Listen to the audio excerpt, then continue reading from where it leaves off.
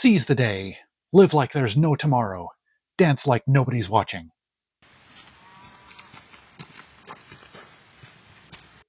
But not like that. Don't dance like that. Where'd you get that?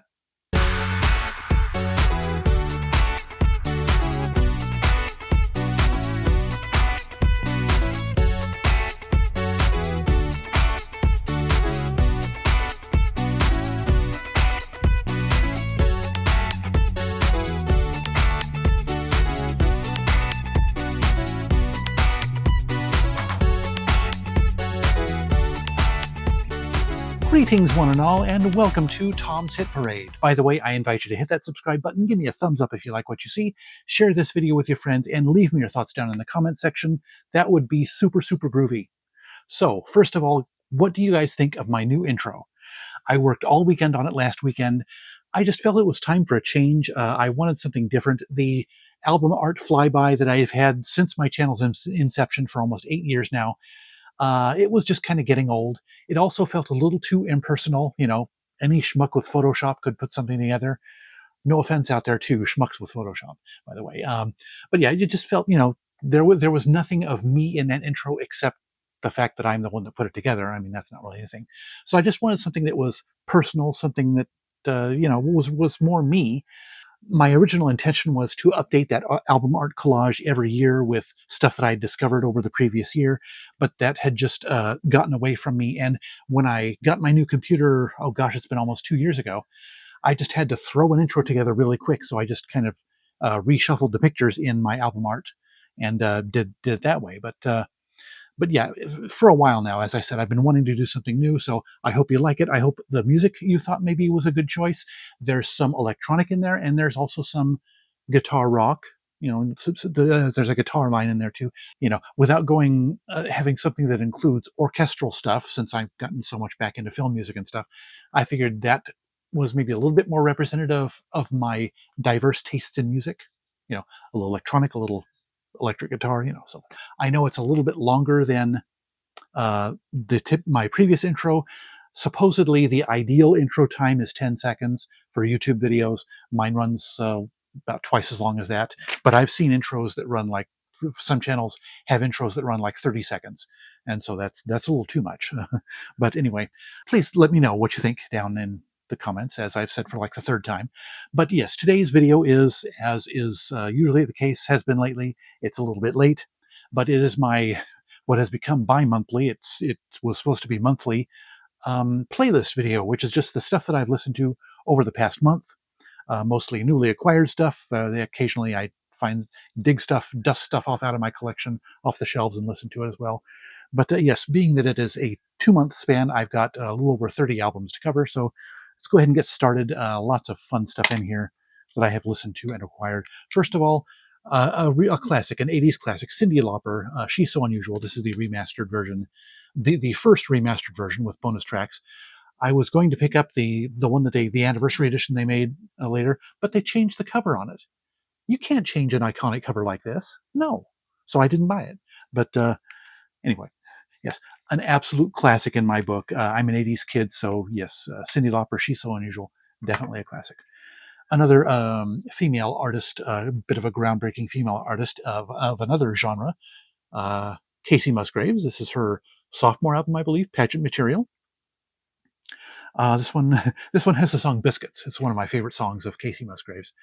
I've really appreciated her since almost since she started. Yes, Golden Hour is probably my favorite album of hers, and I picked up her new one, and it's kind of pretty good too.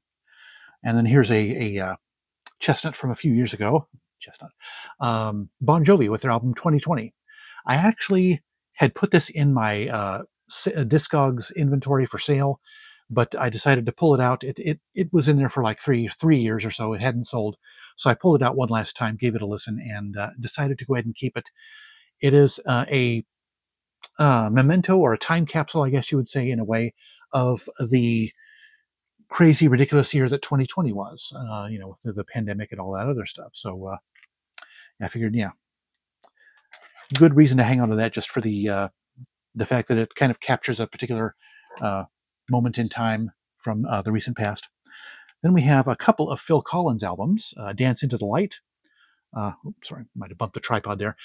Yes, I saw this at the store. I think I used to have this, but I saw it at the store, and I thought, I checked my Discogs inventory online. It turned out that this was the only Phil Collins solo album I was missing, so I went ahead and picked it up again.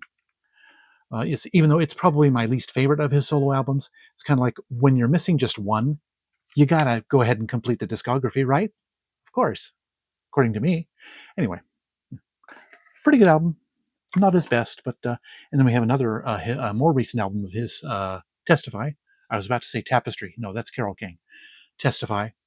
This was a good one. This was 2002, I believe. Yes, 2002. Yes, Don't Get Me Started is probably my favorite song on there. I relate to it a little bit more as the years go on. It's maybe a little bit of a old man yelling at clouds anthem, which don't say it. I guess very slowly but surely I'm starting to turn into the old man that yells at the clouds. I try not to, but Driving Me Crazy is another great classic single off this song. Can't Stop Loving You, another good one. So, yeah. Then we have the Jonas Brothers. Here's their singles collection. What is it called? Family Business? Yeah, The Family Business.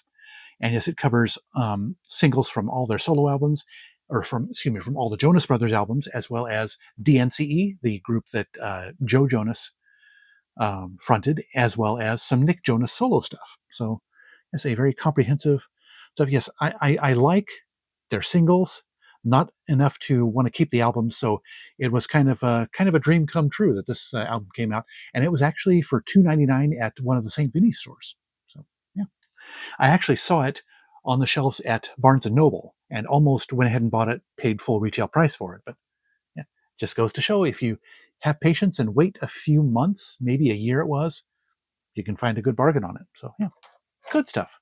Yeah, I do like, as I said, I like Nick Jonas's solo stuff, most of it, just not enough. I like the singles, just not enough to buy the album. So very nice to have that package. And here we have this is another the only album I needed to complete this discography. I mean, I have it on vinyl, but it was nice to pick it up on CD. Arena by Duran Duran, half live album, half studio album, and this one includes their single "The Wild Boys," which is perhaps my favorite Duran Duran single. So nice to add that to my Duran Duran CD library. Then going back to a little back a few years previous, Jeff Beck. We have his album Wired. Yes, I've started getting into Jeff Beck. I picked up a couple of his albums up in Portland, and actually, the two albums that I picked up were technically in Vancouver, Washington. That was at one of the stores up there, and couldn't find. It was a small store, couldn't find anything else to buy, so I figured I started appreciating Jeff Beck. So they had two albums, Beckola and one other one. It wasn't this one. Truth, yeah, Beckola and Truth were the ones up there. But yeah, found this one at Epic Seconds a few months back. So yeah, good stuff. And this one, I'd found this one and the other two volumes in its set last time we were at the coast out in Florence. You might remember my haul video. I mentioned these.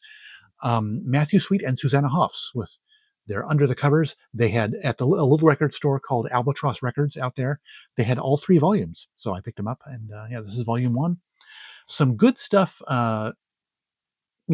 Each of their three albums has stuff that's meh, okay, but there's some really, really good songs on all three of their albums. So I maybe one of these days I'll pick out my favorites and do a dream compilation of the stuff. So, but yeah, Monday by the Mamas and the Papas, Sunday Morning, which I can't remember who did that one, but Who Knows Where the Time Goes, It's All Over Now, Baby Blue, which I believe is a Bob Dylan song. Different Drum, that one, I cannot remember. The names of the artists are escaping me. The Kids Are All Right is on here as well. So, and yeah, as I said, all three volumes of that series are worth getting, I think. Even the stuff that's, well, I say that some of the songs were meh, they're just songs I wasn't familiar with. I mean, they do a good job on the vocals, the harmonizing, and the instrumentals and stuff. So yeah, they're good albums. Just next one up here is Kiwanuka, Michael Kiwanuka. His first name, but yes, this is his album Kiwanuka.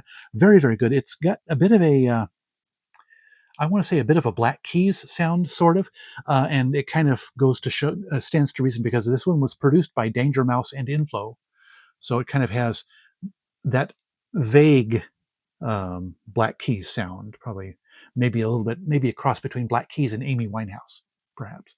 But yes, very good stuff. It's making me want to check out some more of his stuff. I haven't yet, but I do want to check out more of this stuff. This one I found at House of Records. I just saw it there on the used racks. It looked interesting, just the cover. Every once in a while, when I see just a cover of an album, it intrigues me, and I say, I ought to try these out. And I actually went home that night, called up a couple of videos on YouTube. I really like the sound of their stuff, so I went back the next day. Fortunately, it was still there, and I picked it up. This is the Noisettes with their album Wild Young Hearts. And as you can see, you can maybe kind of see why the cover art intrigued me. So, but yes, some very, very good songs on here. Great stuff. Kind of like a soul mixed with pop rock. Yeah, I guess that's probably the easiest way to describe it. Oh gosh, Every Now and Then is perhaps my favorite song on the album. Don't Upset the Rhythm is another great song. Um, Cheap Kicks, I think, was another really good one. Never Forget You, that was another great song. This is a good album. Pick it up if you see it anywhere, especially at a good price. I want to check out their other stuff too. They've got 2 other albums, I believe. I think this was their sophomore album. So yeah, good stuff. Oh, and I mentioned the Mamas and the Papas a minute ago, and I found this one up in Portland a couple months ago when I was up there. The Mamas and the Papas, all the leaves are brown. The Golden Era collection. This is all 4 of their albums on 2 CDs, plus a handful of singles. So yeah, it's like, you've got. Did they have 5 albums or just 4? I can't remember. I think they just had 4. If they had a 5th album, it didn't amount to much. So basically, this is all the Mamas and the Papas you could ever need. So it's all 4 of their albums in their entirety, plus a few singles. So, and I had stupidly, I've done this many times. I had this before in my collection. Gave it up probably because of perhaps because I intended to pick up their individual albums and just never did. But yeah, I had regretted it for probably 15 years. I had been looking for this and not enough to go online and buy it. But yeah, it ended up at Music Millennium, I believe. And so yeah, picked it up. Happy to add it back to my collection. Another 2-disc volume here, Tina Turner Live. Yes, live in Europe. Yes, and she's got some great guest artists here. Robert Cray, a blues artist. Bryan Adams, she sings with him on one song. David Bowie appears, and Eric Clapton as well. So yes, this is a great collection if you find it.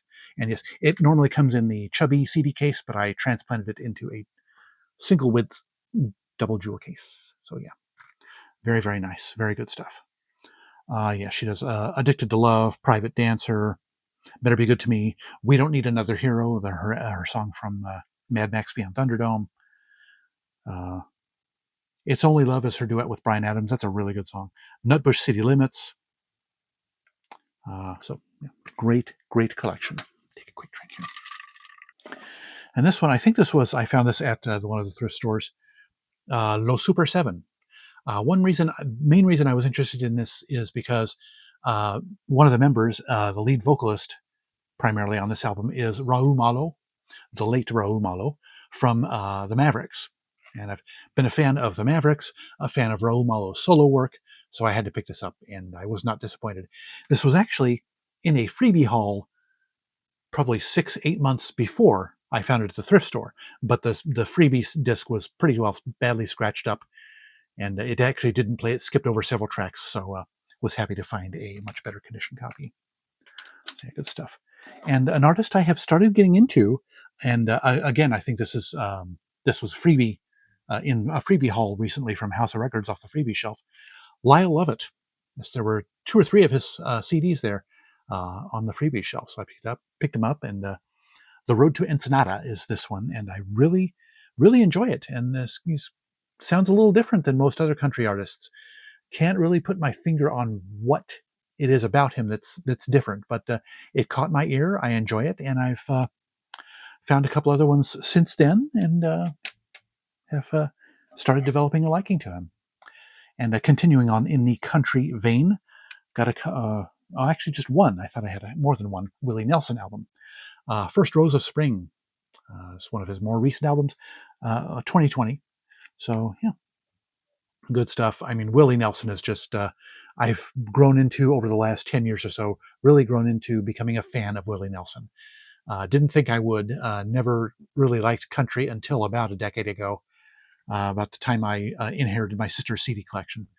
So, but yeah, Willie Nelson is a true American treasure, as I said in a recent video, my 50 for 250 video. Go watch it if you haven't yet. Shameless plug. This is kind of, we're going into bluegrass here, a little bit more bluegrass than country. But yes, two artists I've really come to appreciate teamed up and did a bluegrass album of all things. Steve Martin and Edie Brickell. This is their album, Love Has Come For You. And I've been a fan of Edie Brickell, her solo work, and her work with New Bohemians from the 80s and 90s. Really enjoy her stuff. And I recently discovered that Steve Martin is a heck of a banjo player. And so, yes, the two of them teaming up is great. Just beautiful, beautiful stuff. Great great harmonies together, and lots of fun stuff. So, and you can tell I also got somewhere. I got a DVD from a concert that they did together, and really, you can tell that they enjoy performing together a whole lot. So, yes, you can just and you can hear the joy between the two of them, the chemistry on this album. It's really, really good. Even if you don't like bluegrass, give it a shot. And actually, another album, if you don't like bluegrass, though this is more like progressive bluegrass, I guess it's more. And I think normally they file this stuff in the rock section, not the bluegrass section. But the Punch Brothers, who I believe I hear they've got an album coming out this year, later this month maybe. So, but yes, the Phosphorescent Blues. I tried this album out several years ago. It didn't stick, just because I was not fond of that kind of sound at the time. 2015. So yes, it's been 11 years. But yes, picked it up again at the thrift store. It was at St. Vinny's. So I figured give it a try. Produced by T-Bone Burnett. Perhaps that's one reason why I enjoy it so much better now than I did previously when I tried it. So, yeah, very, very good stuff. And the last album in the bluegrass string here, although this is more of a hybrid between classical and bluegrass. This is an album called Uncommon Ritual, and it features Edgar Meyer, Bela Fleck, and Mike Marshall. Edgar Meyer is a cellist, as you can see here. Bela Fleck is a banjo player, a bluegrass, kind of a progressive bluegrass or bluegrass pop, a giant in the banjo world, basically. Just ask Glenn Calloway from the Basement. He's a big Bela Fleck fan. And I've actually become a Bela Fleck fan as well. I've got 5 or 6, actually I think I've got all of Bela Fleck and the Flecktones albums. I only have a couple of, or do I have any actually, of Bela Fleck's solo albums. And then I've got 1 or 2 where he features on the albums, like this one. But yes, this is kind of a bit of a cross between classical and bluegrass. This album is on the Sony Classical label, but obviously with banjo and mandocello. So I guess that's a cross between a mandolin and a cello. Interesting. And so yes, mandolin and guitar and stuff. So yeah, definitely very good stuff. Fun to listen to. If you like stuff that doesn't fit neatly into a genre, give that stuff a try. And if you like instrumental stuff, take another quick drink here. Bit of a dry throat today. Next up is an artist that I already had 2 albums of. Found this one at a thrift store just last month, I believe. Ralph Illenberger, and this is his 3rd album, I think, with Narada Soleil. And yes, an excellent guitarist. He just has a very unique sound, and I think he plays a nylon string guitar, and I think that's where the unique, unusual sound of his guitar comes from. Is that it's for one thing about it is that it's nylon string guitar. So yeah, good stuff. I like all of his albums so far. And then here we have a couple of albums by Bette Midler. As you might have heard, I think I've mentioned before, I was finally able to collect her entire discography, including live albums. And these 2, I believe, are live albums. Mud Will Be Flung Tonight And this is more of a stand-up comedy album than a song album, though she does sing a few songs. She's I love her outrageousness, her kind of bawdiness, ballsiness, if you will, a bit in your face, but without being really vulgar. Just more suggestive than vulgar. So yeah, but yes, I do. I have come to appreciate her a lot. And why bother? That's the next to last track. That's a good. That's a great one. You got to listen to "Why Bother" by Bette Midler. Good stuff. And then we have a double disc live album that is much more. In fact, I think it might be entirely songs rather than any stand-up comedy, and it is Live at Last. This is a great live album, beautiful, and yeah, she touches on pretty much every genre that she has performed on in the past up to that point.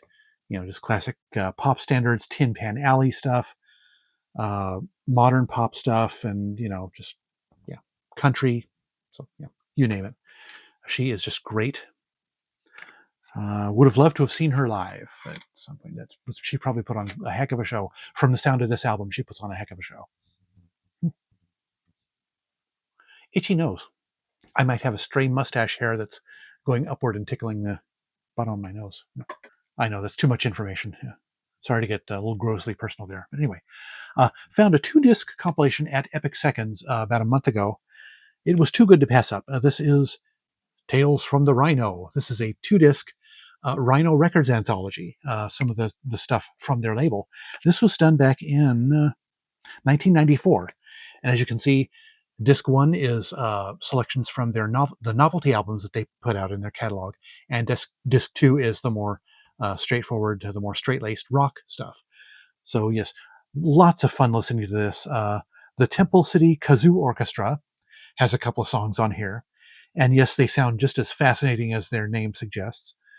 And of course, they have don't they have Fish Heads? I think yes, Fish Heads by Barnes and Barnes, and Hanukkah Rocks by Gefilte Joe and the Fish.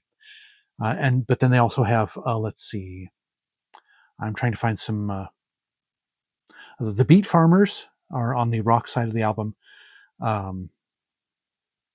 Billy Vera and the Beaters, a classic. The Monkees. They've got a song by the Monkees.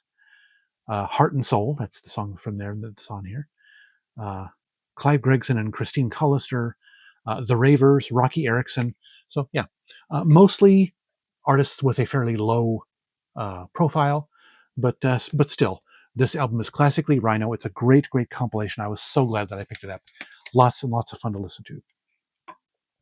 Then we have this album was actually my number one favorite album of 2018. And I had it on vinyl for a long time, decided to go ahead and pick it up on CD because I just don't seem to listen to vinyl records as much as I do CDs now. And we're talking Walls by Barbra Streisand. Yes. And this is another one, kind of like 2020 by Bon Jovi. This is kind of a time capsule of the first couple of years of the you-know-who presidential administration. I won't say his name on my channel. Not right now anyway. But yes, one of the songs is "Don't Lie to Me," and then she's also got some great songs. Some songs about the better side, the better values of America. There's a song called "Lady Liberty" on here, and she does a couple of classic songs, like what do you call it? A medley between "Imagine," the John Lennon song, and "What a Wonderful World." That's a very beautiful song. And she caps it off with a re-recording of her classic song "Happy Days Are Here Again." Well, it is a classic song. It's one of the Great American Songbook standards. But yeah, "What the World Needs Now," another one on here. So yes, I absolutely love this album. Love it as much now as I did back in 2018. Beautiful stuff, and yes, one of Barbra Streisand's stronger moments, in my opinion. And now we're getting into some more easy listening-ish stuff. We have An Evening with Harry Belafonte and Miriam Makeba. I found this did I find it at the thrift store? I believe I did. But yeah, this was just, I've been a fan of Harry Belafonte for several years now, and I've been becoming a fan of Miriam Makeba. So seeing this CD with both of them headlining was just, it was a gift from the gods, if you will. So yes, really, really enjoyed this song. And some of the songs are just Miriam. Some of the songs are just Harry. Some of the songs are both of them together. So beautiful album. If you ever find it, I highly suggest. And even if you just sort of like Harry Belafonte and or Miriam Makeba. And then we have the First Lady of Jazz, or the First Lady of Song, Ella Fitzgerald. And here we have just the Jerome Kern songbook. Yes, I've gotten all but 2 of her songbook albums from back in the 50s and 60s. Yes, I can't remember off the top of my head which ones I'm missing, but yeah. And this one is just as good as all the other ones. And what can you say about Ella Fitzgerald that has not already been said? Wonderful stuff. And this one, kind of like, what was the other album? Shoot, I can't remember what it was. There was another album in here that I got out at the coast. And actually, I think this one was the previous trip out to the coast. So this one had been sitting in my CD listening backlog for like 2 years. Oh yeah, the Under the Covers, the Matthew Sweet and Susanna Hoffs. That was the more recent trip out to the coast. This one was from a trip before. So as I said, I had to dust it off when I got it off my CD listening backlog shelf. Olatunji, Drums of Passion. This is Babatunde Olatunji, the African artist. And yes, this was an album that was put out in 1960, kind of the first successful world music album for the American audience. So yes, this is a remastered with a bonus track or 2. Yeah, so it's fascinating, a great listen. I really, really like this one, and the fact that I found it at the St. Vinny's out in Florence for 99 cents. It's just this proves you never know what treasures you're going to find at the thrift stores. It's great stuff. So one more quick drink here, and then got about 6 or 7 more CDs to go here. Another classic of the 60s. 1965. Green Onions by Booker T and the MGs. Yes, I had their two-disc greatest hits album of theirs. When I realized that, when I saw this on the shelf at House of Records, I realized this album has all the songs I really care about on it. So I got this one and traded in the greatest hits. As I mentioned before, if I have a choice, I always prefer to have the original albums rather than a compilation. So yeah. Great stuff. Great instrumental soul and R&B pop from the 60s. Wonderful stuff. And then we have this one I picked up in Tulsa. And I can't remember. I can't remember if it was on my trip to take part in Noah and Alyss's wedding, or if it was my first trip out to Tulsa. But this was in Josie Records, and it was in the bargain bin. And forgive the cracks on the case because I haven't recased it yet. Marcus Miller. And this is it's just called Marcus. Yes, and this one I almost got rid of just because I was just trying to get space on my shelves for CDs, but then I decided to give it one more chance, and I'm glad I did. Corinne Bailey Rae is on here. Keb Mo. Why would I get rid of this if it has Keb Mo on it? A great Keb Mo track. Lala Hathaway and Taraji P. Henson is on here as well. So yes, I had forgotten how good this was, and I'm glad I saved it from being on the bubble of sales or donations stack. Then we have one classical CD before we get into the soundtrack stuff. We have the 1812 Overture by Tchaikovsky, and this is from the Oregon Symphony. And yes, this is the only classical album that I have that is by an Oregon Symphony Orchestra, and I wouldn't mind having more. And of all places, I got this from fsmcds.com, the Lucas Kendall's soundtrack marketplace. That he does sometimes get stuff like classical and pop stuff in along with the soundtrack stuff. And this was he was trying to clear out his soundtrack or his classical titles, and I saw that this was by the Oregon Symphony, so I grabbed it. So yeah, very nice recording. I do like it.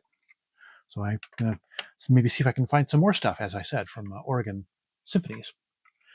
And now we're going into the soundtracks here. Most of these are kind of self-explanatory. I have them because I love them, and the movies are good too. We've got Stargate, the deluxe edition. This is an expanded edition from the original, and this is actually an in-between release. I didn't realize this one existed until I saw it in fsmcds.com catalog.